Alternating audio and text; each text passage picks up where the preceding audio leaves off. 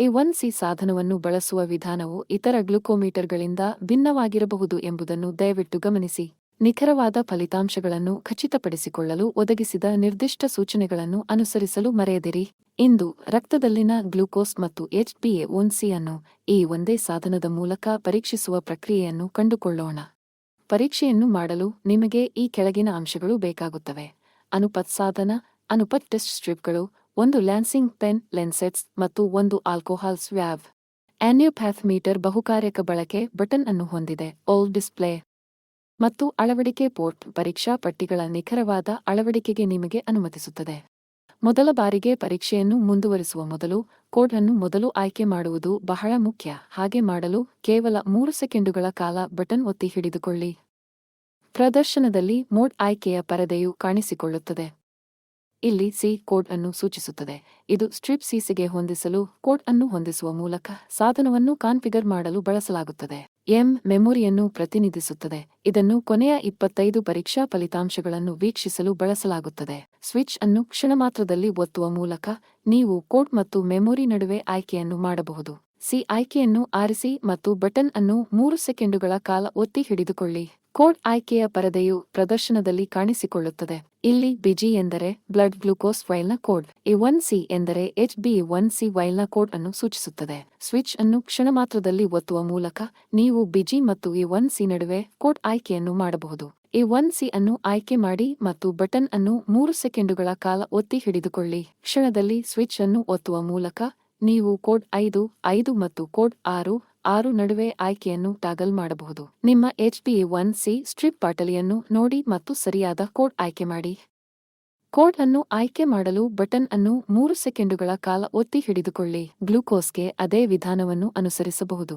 ದಯವಿಟ್ಟು ಗಮನಿಸಿ, ಸಿಸಿಯೊಳಗಿನ ಸಂಪೂರ್ಣ ಪಟ್ಟಿಗಳಿಗೆ ಬಳಕೆದಾರರು ಒಮ್ಮೆ ಮಾತ್ರ ಕೋಡ್ ಅನ್ನು ಆಯ್ಕೆ ಮಾಡಬೇಕಾಗುತ್ತದೆ. ಪ್ರತಿ ಪರೀಕ್ಷೆಯ ಮೊದಲು ಕೋಡ್ ಅನ್ನು ಮರು ಆಯ್ಕೆ ಮಾಡುವ ಅಗತ್ಯವಿಲ್ಲ. ಪರೀಕ್ಷಿಸುವ ಮೊದಲು ಲ್ಯಾನ್ಸಿಂಗ್ ಸಾಧನವನ್ನು ತಯಾರಿಸಿ. ಲ್ಯಾನ್ಸಿಂಗ್ ಸಾಧನವು sliding barrel, trigger button, depth indicator ಮತ್ತು ಹೊಂದಾಣಿಕೆ ಕ್ಯಾಪ್ ಅನ್ನು ಹೊಂದಿರುತ್ತದೆ. ಲ್ಯಾನ್ಸಿಂಗ್ ಸಾಧನವನ್ನು ಆಳ ಸೂಚಕದ ಸುತ್ತಲೂ ಹಿಡಿದುಕೊಳ್ಳಿ ಮತ್ತು ಸಾಧನದ ಕ್ಯಾಪ್ ಅನ್ನು ತೆಗೆದುಹಾಕಲು ಬ್ಯಾರೆಲ್ ಅನ್ನು ಅಪ್ರದಕ್ಷಿಣಾಕಾರವಾಗಿ ತಿರುಗಿಸಿ.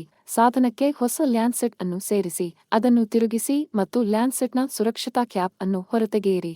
ಸಾಧನದ ಕ್ಯಾಪ್ ಅನ್ನು ಇರಿಸಿ. ಸಾಧನವನ್ನು ಲೋಡ್ ಮಾಡಲು ಬ್ಯಾರೆಲ್ ಅನ್ನು ಹಿಂದಕ್ಕೆ ಎಳೆಯಿರಿ. ಲ್ಯಾನ್ಸಿಂಗ್ ಸಾಧನವು ಈಗ ಲೋಡ್ ಆಗಿದೆ ಎಂದು ಸೂಚಿಸಲು ನೀವು ಒಂದು ಕ್ಲಿಕ್ ಅನ್ನು ಕೇಳಬಹುದು. ಲ್ಯಾನ್ಸಿಂಗ್ ಸಾಧನವನ್ನು ಆಳ ಸೂಚಕದ ಸುತ್ತಲೂ ಹಿಡಿದುಕೊಳ್ಳಿ ಮತ್ತು ಹೊಂದಾಣಿಕೆಯ ಕ್ಯಾಪ್ ಅನ್ನು ಸೂಕ್ತವಾದ ಆಳಕ್ಕೆ ತಿರುಗಿಸಿ. ಪರೀಕ್ಷೆಯನ್ನು ನಿರ್ವಹಿಸಲು ಅನುಪತ್ HbA1c ಪರೀಕ್ಷಾ ಪಟ್ಟಿಯನ್ನು ತೆಗೆದುಕೊಂಡು ಅದನ್ನು ಮೀಟರ್ಗೆ ಸೇರಿಸಿ. ಪರೀಕ್ಷಾ ಆಯ್ಕೆಯ ಪರದೆಯು ಕಾಣಿಸುತ್ತದೆ. ಸ್ವಿಚ್ ಅನ್ನು ಕ್ಷಣಮಾತ್ರದಲ್ಲಿ ಒತ್ತುವ ಮೂಲಕ ನೀವು ರಕ್ತದ ಗ್ಲೂಕೋಸ್ ಮತ್ತು A1c ನಡುವಿನ ಆಯ್ಕೆಯನ್ನು ಮಾಡಬಹುದು. A1c ಅನ್ನು ಆಯ್ಕೆ ಮಾಡಿ ಮತ್ತು ಬಟನ್ ಅನ್ನು 3 ಸೆಕೆಂಡುಗಳ ಕಾಲ ಒತ್ತಿ ಹಿಡಿದುಕೊಳ್ಳಿ. ಕಾಯುವ ಪರದೆಯು ಕಾಣಿಸಿಕೊಳ್ಳುತ್ತದೆ. ಅದು ಪರೀಕ್ಷೆ ಮತ್ತು ಕೋಡ್ ಅನ್ನು ತೋರಿಸುತ್ತದೆ. ಅನುಪತ್ A1c ಸ್ಟ್ರಿಪ್ 3 ಕ್ಯಾಪಿಲ್ಲರಿಗಳನ್ನು ಹೊಂದಿದೆ. ಆಲ್ಕೋಹಾಲ್ ಸ್ವ್ಯಾಬ್ನೊಂದಿಗೆ ನಿಮ್ಮ ಬೆರಳನ್ನು ಸ್ವಚ್ಛಗೊಳಿಸಿ. ಲ್ಯಾನ್ಸಿಂಗ್ ಸಾಧನವನ್ನು ಮಾದರಿ ಸೈಟ್ನ ವಿರುದ್ಧ ದೃಢವಾಗಿ ಇರಿಸಿ ಮತ್ತು ಬೆರಳನ್ನು ಚುಚ್ಚಲು ಪ್ರಚೋದಕ ಬಟನ್ ಅನ್ನು ಒತ್ತಿರಿ. ಚಾನಲ್ಗಳ ಅನುಕ್ರಮವು ಬಹಳ ಮುಖ್ಯವಾಗಿದೆ. ಮೊದಲು ರಕ್ತದ ಹನಿಯನ್ನು ಚಾನಲ್ 1 ರ ಬಳಿ ಇರಿಸಿ. ನಂತರ ಚಾನಲ್ 2ಗೆ ಸರಿಸಿ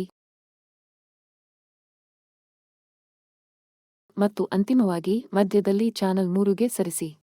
ಚಾನಲ್ಗಳು ಸಂಪೂರ್ಣವಾಗಿ ಕೊನೆಯವರೆಗೂ ತುಂಬಿವೆ ಎಂದು ಖಚಿತಪಡಿಸಿಕೊಳ್ಳಿ. ಎಲ್ಲಾ ಹನಿಗಳನ್ನು ಪತ್ತೆಹಚ್ಚಿದ ನಂತರ ಸ್ಟ್ರಿಪ್ನಿಂದ ಬೆರಳನ್ನು ತೆಗೆದುಹಾಕಿ. ಪ್ರಕ್ರಿಯೆಯ ನಂತರ ಫಲಿತಾಂಶವನ್ನು ಪರದೆಯ ಮೇಲೆ ಪ್ರದರ್ಶಿಸಲಾಗುತ್ತದೆ. ಪರೀಕ್ಷಾ ಪಟ್ಟಿಯನ್ನು ತೆಗೆದುಹಾಕಿ ಮತ್ತು ಅದನ್ನು ವೈದ್ಯಕೀಯ ಬಿಸಾಡಬಹುದಾದ ಕಸದಲ್ಲಿ ವಿಲೇವಾರಿ ಮಾಡಿ. ಹಿಂದಿನ ಫಲಿತಾಂಶವನ್ನು ನೋಡಲು ಬಟನ್ ಅನ್ನು 3 ಸೆಕೆಂಡುಗಳ ಕಾಲ ಒತ್ತಿ ಹಿಡಿದುಕೊಳ್ಳಿ. ಎಂ ಆಯ್ಕೆಯನ್ನು ಆರಿಸಿ ಮತ್ತು ಬಟನ್ 3 ಸೆಕೆಂಡುಗಳ ಕಾಲ ಒತ್ತಿ ಹಿಡಿದುಕೊಳ್ಳಿ. ಬಟನ್ ಅನ್ನು ಕ್ಷಣಮಾತ್ರ ಒತ್ತುವ ಮೂಲಕ ನೀವು ಕಳೆದ 25 ಫಲಿತಾಂಶಗಳನ್ನು ನೋಡಬಹುದು.